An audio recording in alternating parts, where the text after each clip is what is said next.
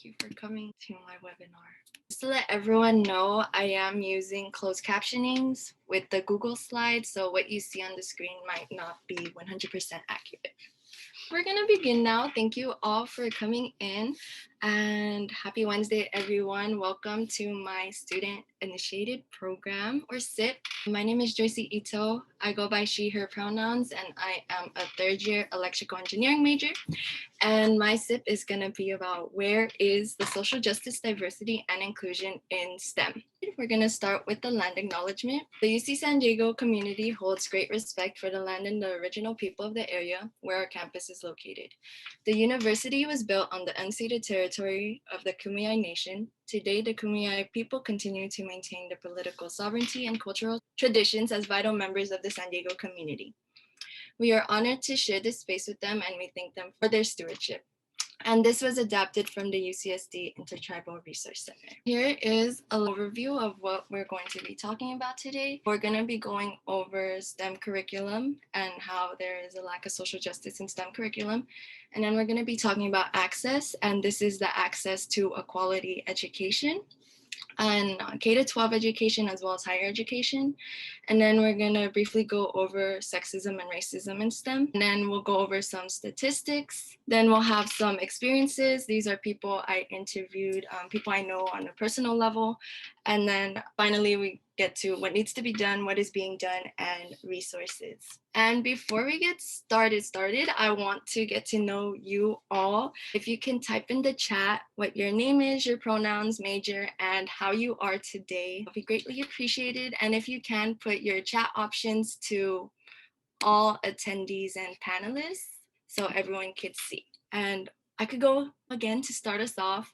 My name is Joycey. My pronouns are she, her. My major is electrical engineering, and I'm doing pretty great today. Actually, I took a nap, so I'm recharged and ready to on this presentation. Yeah, the chat is open for you all, and I'll give you all a couple minutes to introduce yourselves. Hi, Edwina. Thank you for coming, and I'm glad you're having a good day. Hello, Jose. Thank you for coming to my SIP. I hope you enjoy my presentation.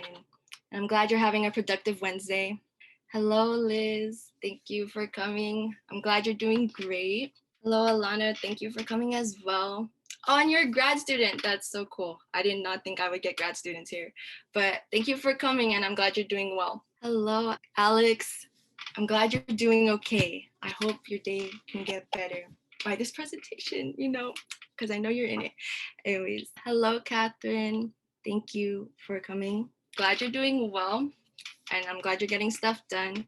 The quarter is finally ending, week 10 and then final, so I hope everyone, gets through these next 2 weeks. Hello, I hope, if I pronounce your name wrong, please correct me. Ronis? Hello, oh, your staff, hi. And thank you for coming to my presentation. I'm glad you're doing well today too. We are gonna continue. Thank you everyone for introducing yourselves, and we'll continue on now. Well, I would like to start with why STEM is important, why STEM fields are important, and here's why. So STEM, if you don't know what STEM is, I'm pretty sure everyone does. So science, technology, engineering, and mathematics affects many aspects of our lives, from the food we consume to the technology we use, and even the care that we get when we're injured. And it's literally everywhere, affecting our lives every day. That's why STEM is important, which leads us to our STEM curriculum, what we're learning, what we learned throughout when we got our STEM education. And I'm gonna start with what I'm learning in my class. This is actually a class I'm taking right now. It's power electronics. And what you see here is a single phase full bridge inverter, which is a power electronic that turns DC current into AC current. So that is turning DC power into AC power. And if you don't know, AC power is used to power almost everything in your homes, like your kitchen appliances, your lights, and it stands for alternating current. DC stands for direct current, and AC current is used more because it is said to be safer than direct current. So in my class, I learned about the circuit, how the circuit works, the calculations to it, how to graph voltages and currents. But through all this learning, I didn't know what the real life application was for it. Researching on my own, I found that the power electronics, different power electronics, this is just one example of it, such as this inverter, helps with energy efficiency, and it's used in many renewable energy technology, such as solar panels and fuel cells, if you all are familiar with that. And these are used almost everywhere to power homes. And I would have never known that these like power electronics help control like environmental pollution and decreases global warming problems by helping increase the use of clean energy rather than using fossil fuels and coal to create electricity. I only knew this because I searched it up. I didn't learn it in any of my classes, which I feel like it would have been nice to know what these actual circuits and systems are doing, but I did not learn any of that in my class. And I feel like that is what the problem is with most STEM classes. We only see the math behind it or the technical aspects to it without thinking about how it affects us or how it affects the world. We go into these classes and we learn equations and theory and definitions, but we never actually get to learn what we learn is actually a great thing or a horrible thing in the social aspect to it. We learn something, we apply it to the real world, yet most of the time we don't see the consequences that we might cause. Because what we learn in STEM is not easy, and it's so easy for us to overlook these social aspects and problems. Some STEM professions that we see in the real world, one of them is working in oil refineries or the port. And I will give an example of this, and this all leads into environmental racism. If you don't know what environmental racism is the environmental injustice that occurs within a racialized context, both in practice and policy. This example I'm going to give is a personal example. Throughout this presentation, I will be using a lot of personal examples because it is literally what I'm living in. In these pictures you see here is the Port of Los Angeles, and the bottom picture is the Carson refinery. And these are all about down the street from me, really close to me. I live right next to them.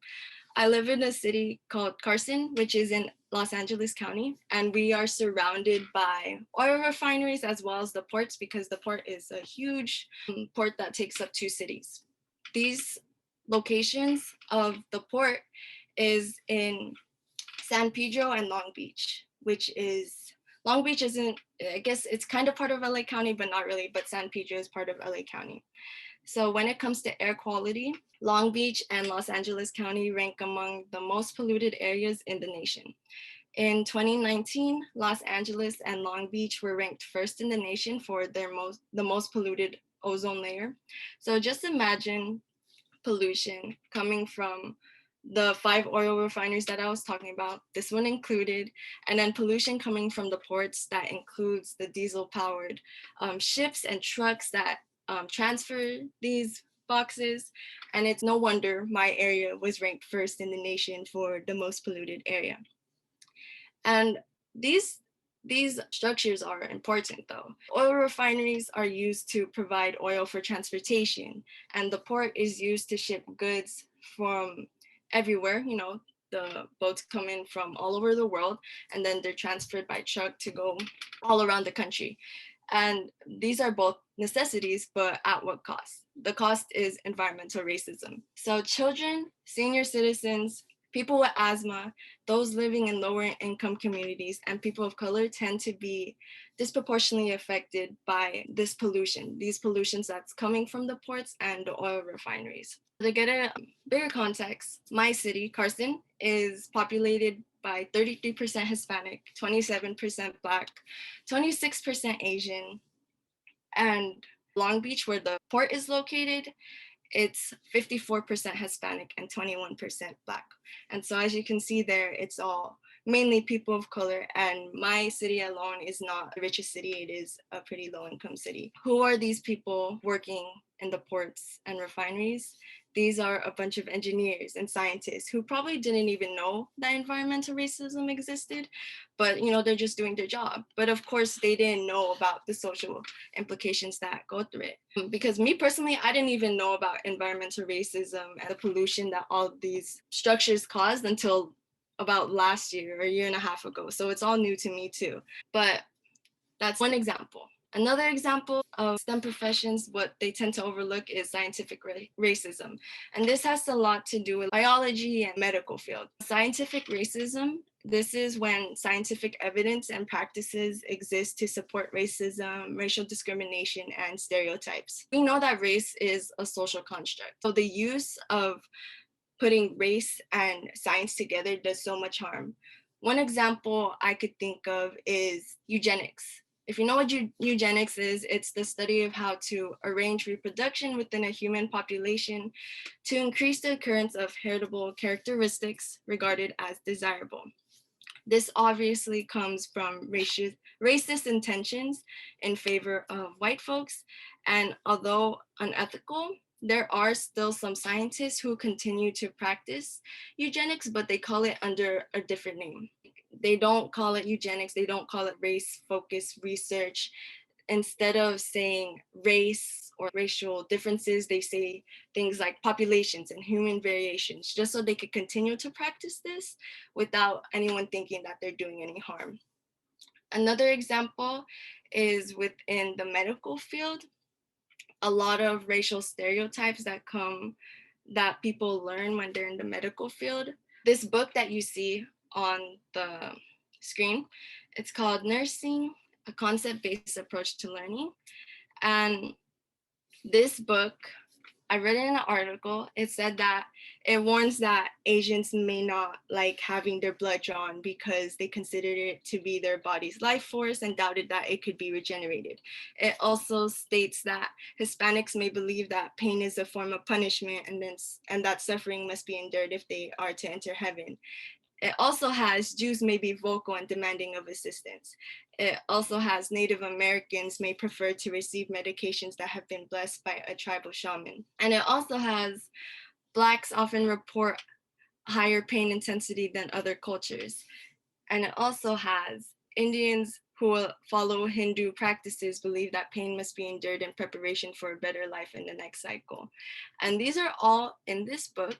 And the wild thing is it's still being sold. People are still getting these textbooks and learning from it and learning these racial discrimination stereotypes. And it's going to do more harm than good, especially when they go into the medical field, they're nurses and doctors, and then they take care of these people and they believe these stereotypes. And sometimes it's not even true most of the time. It's just a stereotype. It's really dangerous to mix race and biology together and science together, because sometimes it just does more harm than good. Which I'm gonna lead into a discussion question. What are other things in STEM that are being overlooked in a social justice sense? The chat is open for you all to give your answer. Liz said sensors that only recognize white skin. I actually did not know about that. If you could give a little more detail so I could learn more, that'd be great. Tech being used in warfares. The hand dryers in your bathroom, for example. Oh, okay. Okay, I see where you're getting at now. Yeah, I always have trouble doing the censored sinks and soaps. Like, it never works for me. Yeah, the automatic soap dispensers. Yeah, it never works for me for some reason, but I guess eye-opening. The difficulties of being a BIPOC in STEM. Yes, I agree. We're gonna get more into that later, actually. Okay, we're gonna continue on because there is another discussion question right after this. This question is, have you had a STEM class where they taught about social implications or related the topic to social justice? The chat again is open. Nope. No. Never. Nope. Yeah, same. I've never had one either. I've only started learning about social justice thanks to the DEI requirement, as well as being at the cross-cultural center. And looking back at Catherine's answer from before, if you don't know what BIPOC stands for, it stands for Black, Indigenous, People of Color, to put that out there. Yeah, there's no class where we learn about social implications or social justice relating back to STEM, and that definitely needs to change. Okay, thank you all for responding, and we will continue on. As I was saying, DEI classes, STEM classes and DEI classes. Something I would like to bring up is these DEI classes that we have to take. We all know that we need the DEI, stands for Diversity, Equity, and Inclusion requirement needed to graduate at UCSD.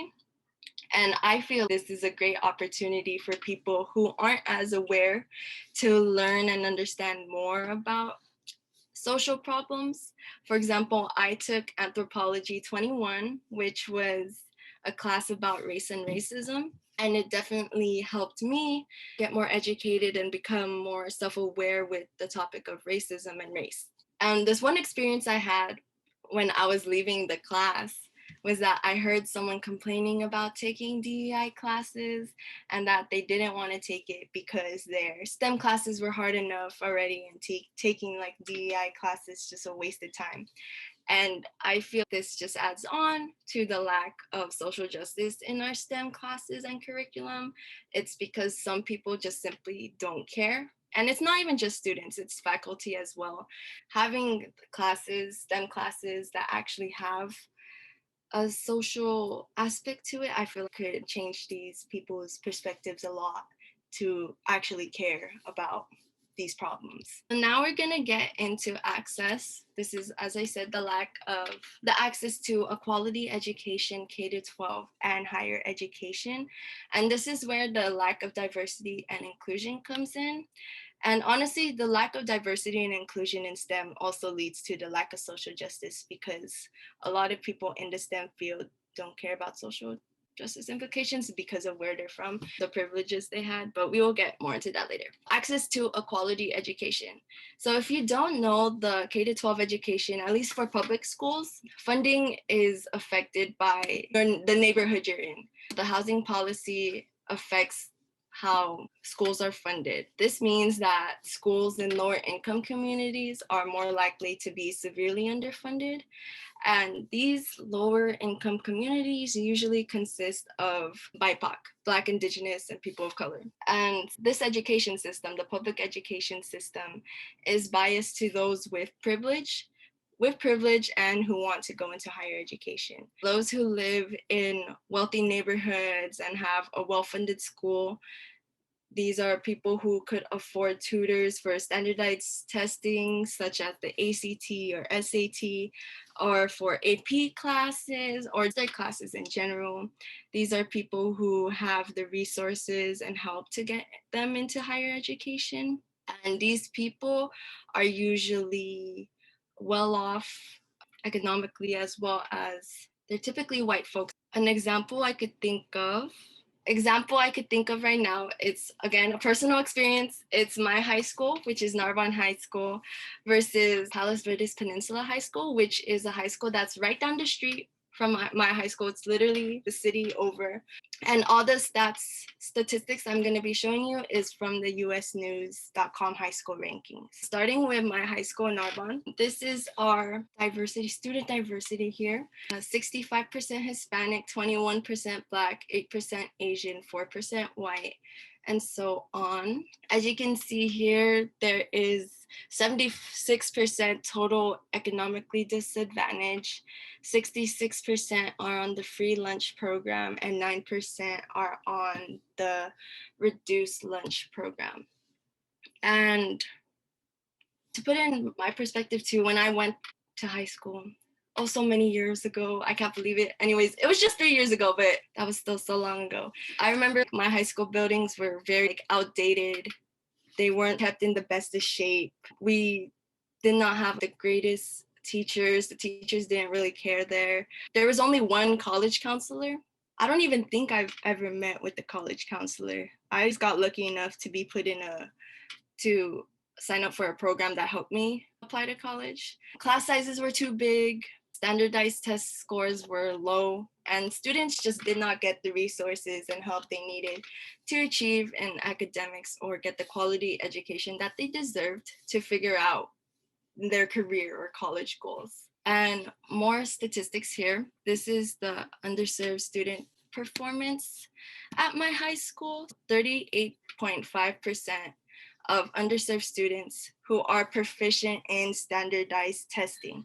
The underserved students, it stands for the Black, Hispanic, and economically disadvantaged community at my school.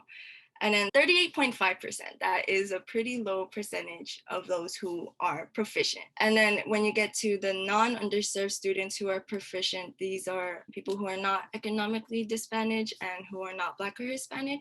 And this jumps up to 48.6%. Obviously, you could see that there is a difference between who's proficient between the underserved and non-underserved students. But even then, even if there is a difference, these are still pretty low percents for proficiency in standardized testing.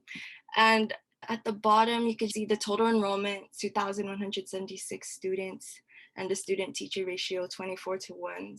As I was saying about big class sizes, you could see there. Comparing it to Palos Verdes Peninsula High, which I said is right down the street. It's in the city, Palos Verdes, and then there are areas like Peninsula. And this is one of the richest cities in California, actually. This is a predominantly white and East Asian city, 65% white, 23% Asian.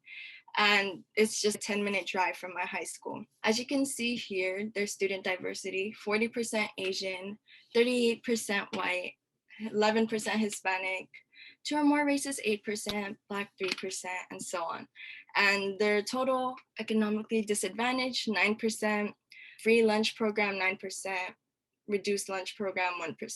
And as you can tell from my school, from Narbonne, there was an underserved student performance screenshot statistic that they had on the website. But for this school, they don't have that because no one there is actually underserved.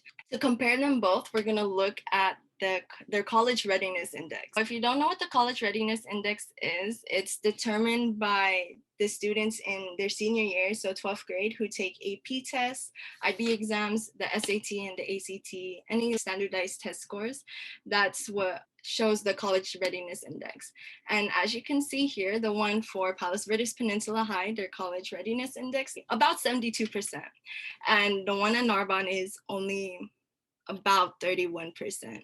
You could see that gap between the school in the wealthy area compared to the school in the low-income area with more underserved students. And here I'm gonna show a 1-minute TikTok video, which shows how the housing policy affects schools in Los Angeles. And I hope this ties everything together with what I was saying in my example. I'm gonna show you how housing policy affects our school system. Come on. Right here, this is Jefferson Elementary School in Hawthorne, California. And of the students that go here, 77% are Hispanic, 13% are Black, and only 3% are white. And that is Center Street Elementary in El Segundo, where 47% of the students are white, 21% are Hispanic, and only 3% are Black. And guess what? These two schools are only 5 miles away from each other. If you hadn't noticed, LA is still pretty segregated, which means kids still go to segregated schools. And I'm pretty sure we all know separate ain't equal. And it's all because of housing segregation and the way we built our communities. Now, to make things worse, in America, schools are funded by property taxes, which means rich neighborhoods get a lot more funding. Except in California, we have something called Prop 13. This was a giant tax cut for wealthy homeowners that Republicans passed back in the 70s. It completely slashed local government revenue, leaving cities reliant on the state, and gave us our seriously underfunded school system. But don't worry, you just have to live in a rich area. That way all the parents can donate to the foundation. That is why LAUSD can't close the achievement gap.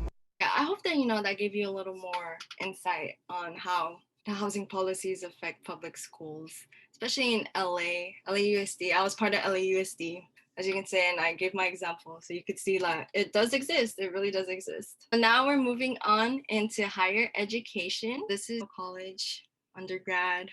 Many STEM classes in college, at least from what I know at UCSD, are dominated by these identities: white, Asian, and men.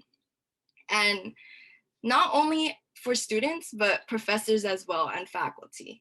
These are also people who were privileged with a quality K-12 education. But when you walk into a classroom, especially as a first year, and you are surrounded by people who don't look like you or hold the same experience as you, there's just this sense of feeling uncomfortable and uncertain. Do you even belong here? Do I even belong here? For me, being an electrical engineering major, I remember walking into my first major class.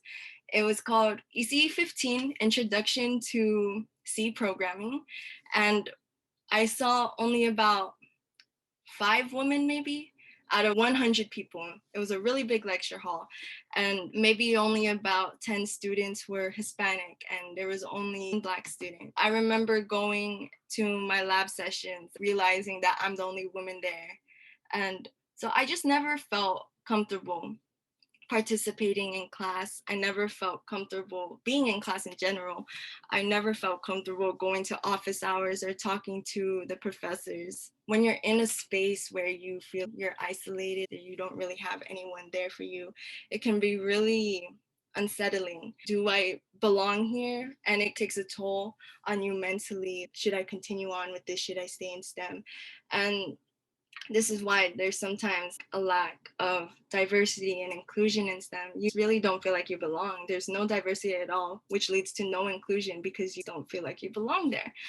And on top of that, if you go to UCSD, do you know about weed classes, the weeder classes? These are classes, difficult classes with the intention of weeding people out of their major. Students coming from these underfunded high schools, they're the most affected by these classes because obviously they didn't get that quality education, and say they don't have studying skills, or these classes are just way difficult than they had in high school. And this just leads to imposter syndrome. My class that I was talking about, ECE 15, was definitely a reader class. It was extremely difficult for me, especially since I didn't take a programming. I wasn't experienced with programming before, because I remember I asked a lot of students, oh, how are you all getting what to do? And they're like, oh, I took a class before in high school. I already know how to code. But for me personally, I didn't know how to code yet. And the fact that this was an introduction class and it was easy for people who know how to code, and me, I was struggling, it definitely took a toll on me. Should I really continue on with being an electrical engineer? Regardless of that, these reader classes as well, the grading scale is also different. For my class, the EC 15 class, my grading scale was based on ranks. If you were at the bottom, you would not pass the class. And I was at the bottom. I was really scared the whole time that I wasn't going to pass the class. And I feel like it shouldn't be graded like that. Another class that I took was EC 45. If you're an EE major, send out a comment right now in the chat if you agree with me or not. EC 15 was horrible. EC 45 is another lower div class, and I know that class was extremely hard. I feel like it's another weeder class, and the average test scores were around 40%. It's always me thinking throughout the whole time, am I even gonna pass the class? It really takes a toll on your mental health. It really gives you imposter syndrome if you really should belong here or not.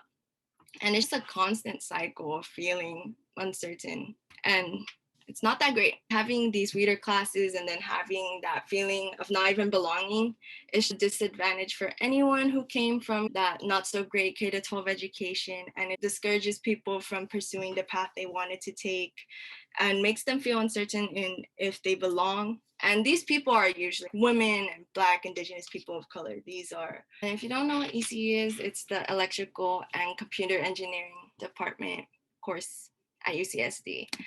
I've been talking a lot, so I want to hear you all talk. Have you ever felt uncomfortable in your classes due to the lack of representation? And again, the chat is open for you all, and I can't wait to read your responses. Ronnie said that they totally had the feeling as a student at my private university, having come from a small all-girls Catholic high school in LA. Yeah, it must have been a big culture shock to come from the all-girls Catholic high school to a private university. I know it did for me when I came from my high school. I was just surrounded by Hispanic and Black and Filipino, and then when I went to UCSD, it was all white and Asian, but mainly East Asian. It was definitely a culture shock for me, really different for me. I feel like it's easier to actually think of the few times I was comfortable in my classes, which was less than a handful. Yeah, I've never really felt comfortable in my classes. I feel being online was, I guess, better than being in person because you don't really have to see anyone or interact with them. I'm listed every day. I came from a very low income public school in Phoenix. Yeah, I'm not really sure about Phoenix, but I know a lot about LAUSD at least. I'm familiar with that. It's really hard, like being in a class and being uncomfortable. You really question yourself every day if you should really be there or not. Because they said, yes, definitely. A math professor once told me that part of my homework was wrong because my math background was in Spanish. Wow, that is horrible. I feel that's a problem. A lot of professors too, they're just privileged enough to not know the struggles that other people experience, what they go through. They're not as welcoming and inclusive as they should be to students. Being a professor, you should be a professor to help your students, and it's not discouraging them. My very first MAE class professor said only 25% of you will make it to senior year. Felt like he was speaking directly to me. If you don't know what MAE stands for, it's mechanical, aerospace, and environmental engineering, I believe. And I don't get why professors do that. It's not nice. And I feel like you should want all your students to succeed. Thank you all for responding. We're going to move on because there is another discussion question talking about weeder classes. Have you ever went through these weed classes, and how did you navigate through those classes? And Catherine said, I feel many professors didn't have the struggles that many of us face. They've never had to stress about cultural hardships that we face. Yeah, I think so too, especially because, there is also a lack of diversity within the professors and faculty. They are the people who were privileged. They were the people who didn't really struggle like we do. I think we're going to continue on because time is flying. But this leads to the jobs and the workforce. We have something in the chat. I think my first university math class was a weeder. Yeah, I think all my lower divs were weeder classes. They were all really hard. I was not used to that pace. This is all connected. It starts with the quality K-12 education that you get, and then it starts to your higher education, and then it goes to jobs. This leads to the actual workforce. Again, jobs and workforce, the workforce is biased to those with privilege, and these are to people who went through higher education. There is no diversity in STEM classes and in college in general because of the resources we got to K-12. Some people didn't get those resources to get to college, to apply to college. And this leads to the lack of inclusion because there is no representation in our classes or access and opportunities for help in class. And to touch up, I would like to give an example of the lack of inclusion, especially in the jobs and the workforce. When it comes to inclusion in the workforce, one thing that comes to my mind is the job application process. I've applied to a lot of internships in the past couple years, and every time we go through the job application, there's always a gender question. If you apply to a job, I'm pretty sure there's always a gender question. And the thing is that the answers for the gender question is male, female. Yeah, that's it, male or female. And I just want to point out that I don't get how these are top really good companies, but they don't know the difference between gender or sex, because obviously female and male is sex, not gender. And it's how could we be comfortable or like feel included in a work environment that doesn't know the difference between sex and gender? It's something I would like to point out. This leads into sexism and racism in STEM. Studies have shown that students are significantly impacted by both race and gender in their STEM classes. Both women and people of color are more likely to report discrimination, microaggressions, and harassment in STEM, and they're less likely to feel like they belong. And these experiences have been found to affect the physical and mental health of women and people of color, their ability to thrive in STEM fields, and their willingness and ability to continue in STEM. For me, I've experienced countless times where the men in my class would not listen to my input, especially working in group settings or studying in general. They would brush my input aside or would straight up ignore what I said.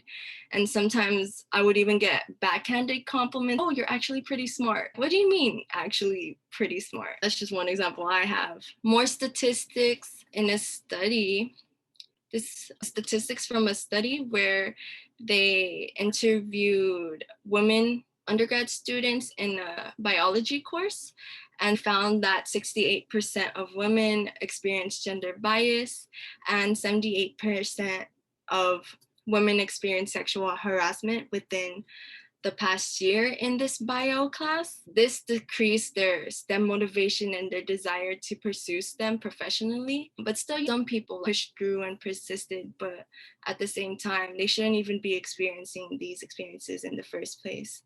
The other one is Black women in STEM report feeling unwelcomed in STEM environments. This was also another study. In this study, it said that they benefit from having professors that share their same racial identity and who can affirm their presence. But unfortunately, for a lot of Black students or any people of color students in general, they don't have those people, those professors, the faculty that they feel they could relate to or share, that same racial identity and who could affirm their presence. They don't have these people as role models or people who can advocate for them. And oftentimes, all these students are on their own. Having someone in authority who understands these students on a personal or cultural level could make a big difference in their performance in class. These are statistics in the workforce. Only 38% of women in male-dominated STEM fields feel they're treated fairly in the workplace. This is compared to 78% of men. Only 38% women make up half of the STEM workforce. 38% of them only feel they're treated fairly. And the other one, 37% of Black people felt fairness in the workplace compared to 75% white people. You can see here, these percentages are really low. There's really a lot of racism and sexism going on in STEM fields, in the STEM workplace, as well in the STEM classrooms, the STEM environment in general. This is another discussion question, but it might be too personal. If you are comfortable sharing, have you ever experienced racism or sexism in your classes or workspace? Yes, many times, definitely. I'm so sorry. It's a real big problem. Even though we're just talking about STEM, I feel it's definitely not just STEM. Racism and sexism is still alive almost everywhere. Yes, and being a woman in STEM is so hard, especially in male-dominated fields. It gets really uncomfortable. We're gonna continue on with more statistics. Yes, it is. I'm in IT. Yeah. Electrical engineering is also really male dominated. A lot of STEM fields are still male dominated. It is really hard being a woman in the STEM field, especially being a woman of color in the STEM field. We're going to be going over more statistics. And there's going to be a lot of visuals. Let's see, why is there a lack of diversity and inclusion in STEM? Let's see who still has the power and representation in the workforce. And these are demographics. The one on the left is from 2010 and the one on the right is from 2015. As you can see here, in the 2010 one, 51% of the STEM workforce is white men. And then the next is 18% white women, 13% Asian men, Asian women 5%, Black men 3%, Black women 2%, Hispanic men 4%, Hispanic women 2%, and so on. And then 2015, a slight decrease, but it's still up there. 49% white men, 18% white women, 14% Asian men, 7% Asian women, Black men 3%, Black women 2%, Hispanic men 4%, Hispanic women 2%, and so on. As you can see here, there was a slight increase for Asian men, 1%, slight decrease for white men, -2%, but there's also an increase for Asian women, 2% more. The other ones, Black men, Black women, Hispanic men, Hispanic women, all the same percentages. And this is in the span of 5 years. As you can tell, not much has really changed. We could still see who has the representation and power within the STEM field. On the left here is workforce statistics. We could see here how the Black and Hispanic workers remain underrepresented in the STEM workforce. You can see here, white workers, 67% of them are in STEM, Asian, 13% STEM, Hispanic, 8% STEM, Black 9% STEM. You can see there's still a huge gap there. The higher education statistics, you can see here, Black and Hispanic students earning STEM degrees is generally lower. Black students earn 7% and Hispanic students 12% of STEM bachelor degrees in 2017 and 2018. So again, that is a pretty low percentage compared to what we see from other books. Here we could see that how women are underrepresented in STEM. Women, as I said, make up half of the STEM workforce, but it really ranges between the representation in women. As you can see, health related, with the bachelor's 85%, and then life science 61%, math 42%, physical science 40%, engineering 22%, computer science 19%. Even though there might be a lot of representation in the health related for women, there's not that much here in like engineering or computer science. And continuing on, here is the median pay gap, the annual salary for people in STEM. And as you can see here, there is a significant pay gap between gender and race. Asian men is at the top with 103,000 as their median salary. Next is white men, 90,000, about 90,000. Asian women, 88,000. Hispanic men, 73,000. Black men, 69,000. White women, 66,000. And then Black women and Hispanic women, 57,000. You could see between the Asian men and Black women and Hispanic women, that is almost doubled the amount of how much Asian men are making compared to Black women and Hispanic women. And most of the women here are at the bottom, except for the Asian women who's more at the top. And even Black men, 69,000 compared to the white men and Asian men. That's about 40K, 30K. That's still a big pay gap between race. You could see here that there's a significant pay gap between gender and race. Moving on from the statistics, we're going to go into experiences, real life experiences in a STEM environment from people that I know, that I interviewed myself. I asked them these questions. The questions were, what were your experiences like in your STEM classes? Did you feel comfortable or like you belonged? Has anything been done to help make you feel comfortable? Has staff helped you, or is there anything that UCSD has done to help? And do you feel like high school helped you prepare for your STEM classes or college in general? I got all their permission to put their picture as well as their responses up. Thank you all, if you're in my webinar right now, for letting me interview you and for you giving me your responses. Starting with Fatima. Hello, Fatima. I think you're here, and thank you for coming to my SIP. Fatima is my at the Cross Cultural Center, and she is a clinical psychology and pre-med major. Her answer to these questions: people were racist in some classes. Students refused to speak to me or they would completely ignore me. Freshman year chem class, I was trying to do a discussion question with a student and the student would not speak English to me. The school or staff didn't help her at all. And this has happened actually multiple times. This was just not a one-time occurrence. This has happened multiple times. And when she was talking to her friend about it, her friend was, maybe you just shouldn't speak in class. I was victim blaming. It wasn't even her fault. Thank you, Fatima, for letting me share this experience. And as you can see, there's blatant out racism in these STEM classes. Here is Alex. This is my friend as well.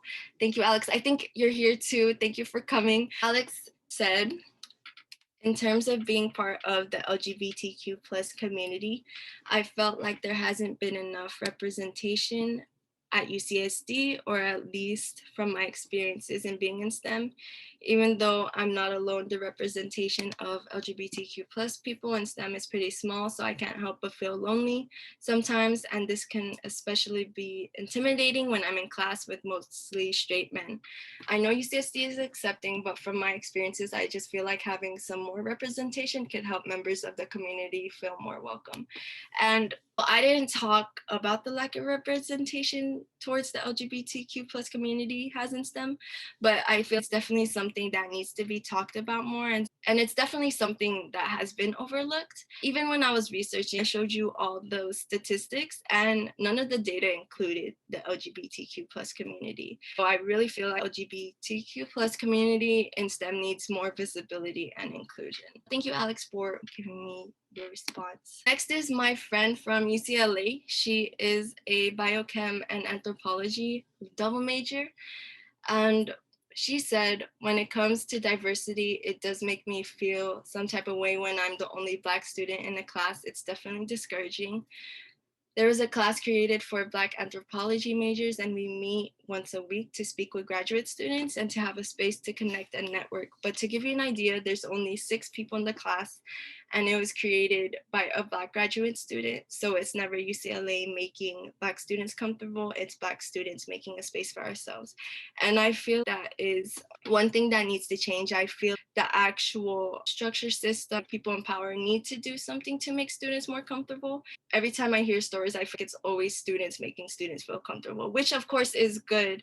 It's great, it gives a sense of community, but I feel like in order for us to reach that more inclusive and diverse space, we need the actual people in power to make the students comfortable as well. Moving on to Liz. Liz, I know you're here too. Thank you for coming in. Thank you for giving these responses. Liz is an aerospace engineer at UCSD. And if you don't know, aerospace is actually less diverse. I think one of the most less diverse majors there is. I thought electrical engineering, was not like there was no women there, but aerospace, there's literally no women there at all. This is what she had to say. I don't belong in my STEM classes. The school doesn't help.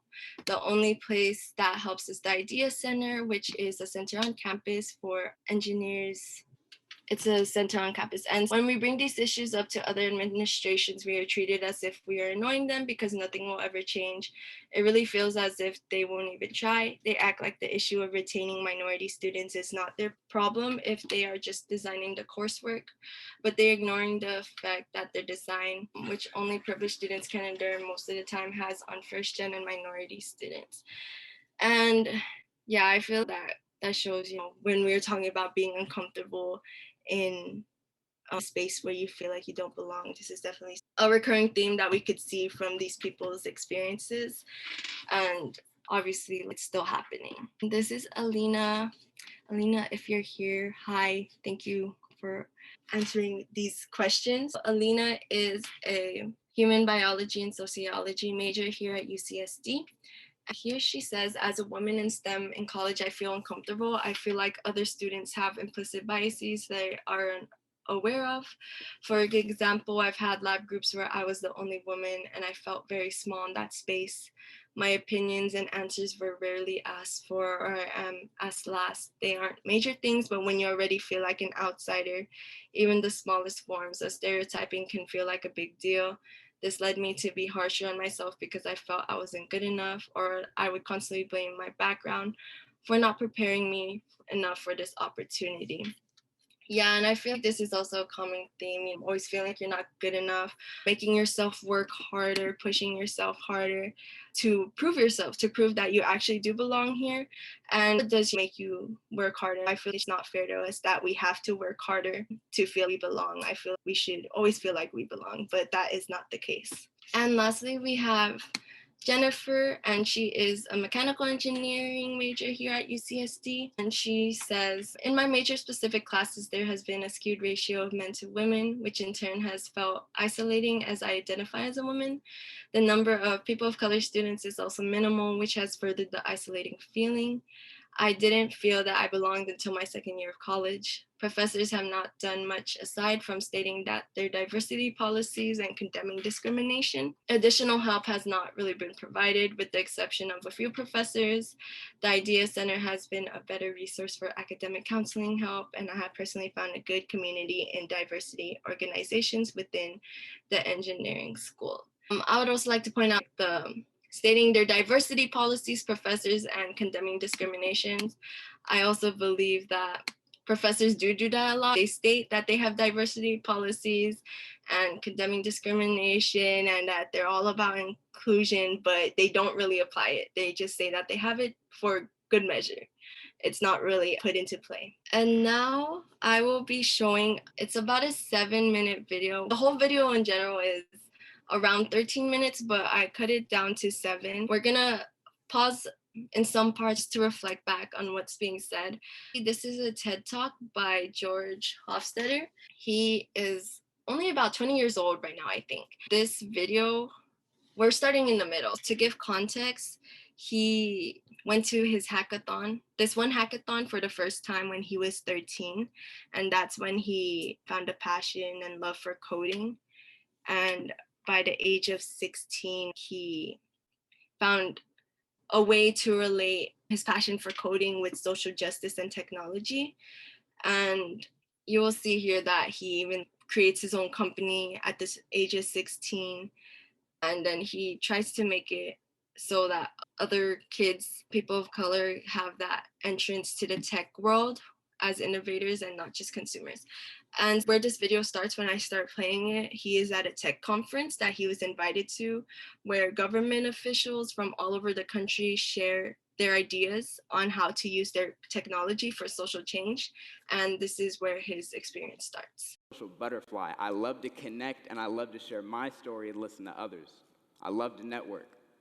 So I was so eager to get into another socially conscious, supportive tech event that when I got there, I immediately shelled up because it was the exact opposite.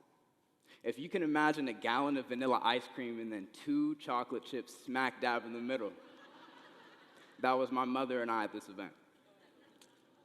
So I was completely closed off. For the whole day, until the very end, I didn't talk to anyone. I was just listening, and I was observing.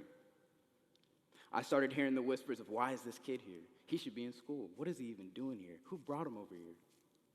And I had the same feelings that I did when I was 13 at that predominantly white school. I felt isolated, and I felt like I didn't belong. It wasn't until my mom finally encouraged me at the very end of the day, because she had skipped work. She was tired of me being a punk and being quiet. So I finally gathered up enough courage to talk to someone, and she told me the person to talk to. Mind you, this wasn't just anybody at the conference. This was the one person everybody wanted to talk to. She just got off a private plane, just finished her talk, and there's lines around the corner of the stage waiting to just introduce themselves to her. This is Megan Smith, the Chief Officer for Technology and Assistant to President Obama, who's my president still. Yeah. So once I gathered enough courage, I walk her, and she sees me from across the room, and she parts the sea of people like Moses and introduces herself to me. And I'm sure out of sheer curiosity, because I was the only kid, but we have the most empowering 15-minute conversation. We connect on the fact that we're both minorities in the tech industry. At 15, I didn't know women were as underrepresented as black folks. Again, I was 15. But that whole conversation hit a bit different because everyone else was jealous around me that I got to talk to her, so I felt that she saw potential and value in me that I didn't see yet. And she gave me some of the best advice that she could. She told me to go visit one of the largest tech companies in the world. Their colors are a lot like this. And after I connected with a few of the mentors she had introduced me with at that conference, I got to be the very first in a pilot program at that company. I essentially got to be a developer for a day. I got assigned a project, I had to code it, I had to finish it, and then present it in the department that I was working in. And I was in the Department of Data Analytics. And I cannot express how excited I was. This was the moment I had been waiting for since I was 13 and got interested in technology. Every nerd wants to go to Silicon Valley and play around and have it feel like home. But when I was there, that was just it. It wasn't. I felt the same way that I did when I was 13 years old at the predominantly white school. And the same feelings of isolation that I was at that Code for America conference. I felt like I didn't belong. And it was so disturbing to me because my friends and I back in Oakland had been working so hard to get to a company like this. We put all of the tech giants on a pedestal. And once I was there, I saw the racial disparity. And you don't really feel the 2% of black and Latinos at these tech companies until it's in your face and you're forced to deal with it. And I was forced to deal with it at 15 when I was there for one day. And that was enough for me to say that they weren't taking it as seriously as I'd like them to be taking it. And that's when I made the conscious decision to found my own company and do something about it.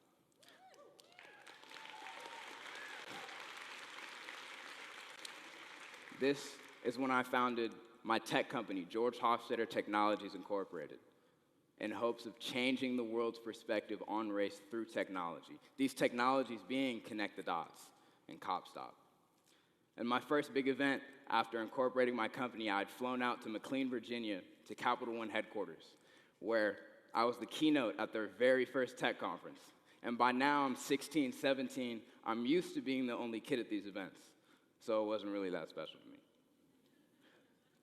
But when I was there, at the very end of my talk, they had announced that they'd be sponsoring the very first project coming out of the incorporation of my company, Up to Code Academy.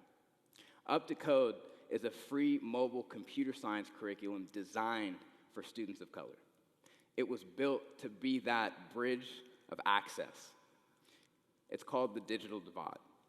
It's that gap of access between the students that may have computer science in their curriculum and can learn on whatever pace they like, and the difference between a student that doesn't have it in their curriculum and doesn't know where to get the quality of resources to teach themselves how to code. Up to Code is that bridge.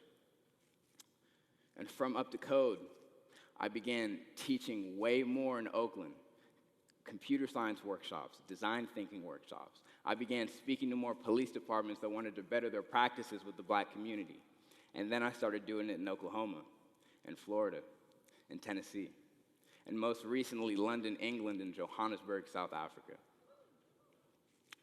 Now, out of all of my experiences, there was one that I frame as life-changing. A few months back, I was speaking at Colin Kaepernick's Know Your Rights camp in South Florida, where he introduced me to Trayvon's mother. And she gave me the biggest hug. I got to finally share with her all of the work that I've been doing that was all inspired by her son. And that hug, and then her words of advice of never stop sharing your story, is something that I'm gonna keep with me forever. And she reached into her bag and gave me some bracelets. And these bracelets say, I am Trayvon Martin, you are Trayvon Martin, with the instructions of you give these to people that you think deserve to wear them. I haven't taken mine off since. From all of the workshops and projects that I've done, they all stem from the same idea of defining your own reality. I practice that through technology creation, which means we have to start being creators, not someone else's consumer. The public school system, since it was created, was structured to stifle creativity and dismantle this idea of critical thinking. Instead of accepting that, let's restructure it. We can redesign how we communicate and learn with one another.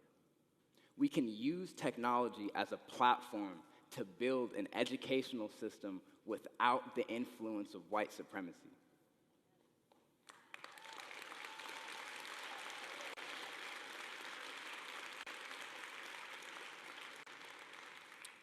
I know it's uncomfortable, but if you've been waiting for someone to tell you it's time to keep questioning, let it be me.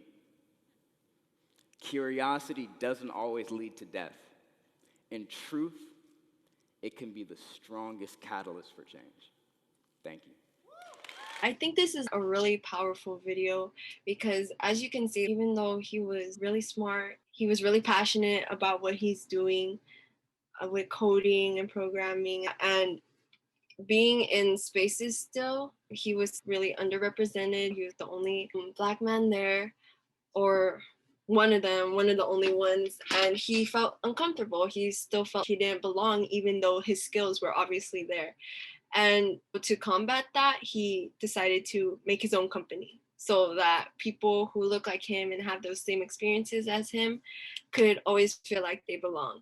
And I feel he's still young too. He's younger than me. And it's really powerful to know that there's people out there that are making these changes to make sure that people of color, students of color, people from those underserved communities are getting the help and support they need from people who look like them as well. And I hope you all thought that video was great too, because I thought it was a really good speech, really good TED Talk. Now we're gonna get into what needs to be done.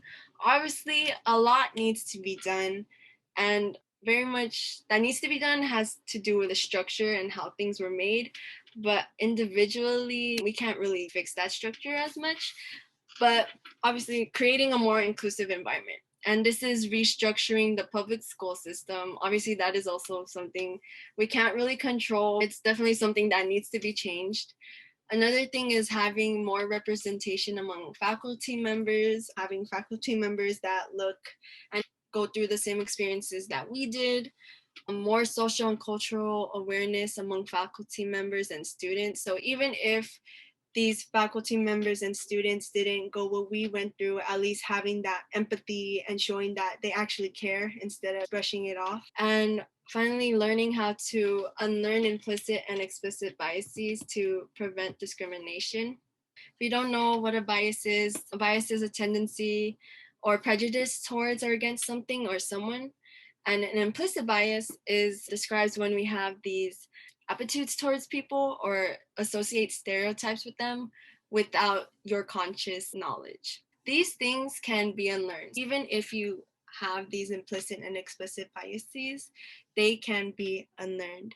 To unlearn this, all you have to do is reevaluate what you have been taught, listen and be open to new ideas and behaviors, and lean into that discomfort of changing the way you think and opening your mind more and unlearning these explicit and implicit biases. Another thing we could do is practicing self-awareness and self-reflection, understanding the privileges that we may hold, reflecting on the career path that we have chosen, and how we could use these privileges for good, especially in helping create a comfortable and welcoming environment and space for those who need it, and asking ourselves what we're doing it for, why are we on this career path, and if the way we're applying it to society helps people or puts people at disadvantages, and what is being done. Again, not a lot is being done. There's so much that can be done. But at UCSD, here are some things that are being done. In the computer science engineering department, there is actually a new course where they put social justice, social implications, and relate it back to computer science engineering. And it is CSC 194, Race, Gender, Computing. It is a new course. I think they just added it this year, I believe. The description here, this course explores the challenges of diversity, equity, and inclusion in computing and technology through an introduction to an analysis of various social constructs and their impact on not only computing-related organizations, but also the technologies developed and the people affected by them. This course also introduces students to cultural competence in the context of computing. And this seems like a really cool course. I want to take it myself, and I actually think I might because I do have the prerequisites. I think it's really cool that there is a course at UCSD in a STEM field that relates it to social justice. There obviously needs to be more of these, and not just in the computer science department, but also every other STEM department. Another resource students could have is the Path Scholars. So this is for incoming first year students. If they are majoring in a STEM related field, they could be part of this program where they could relate their college experience back to help underrepresented populations, help them get through college, navigate through college. This is a really good resource for students, STEM students who are underrepresented, and something UCSD has for them.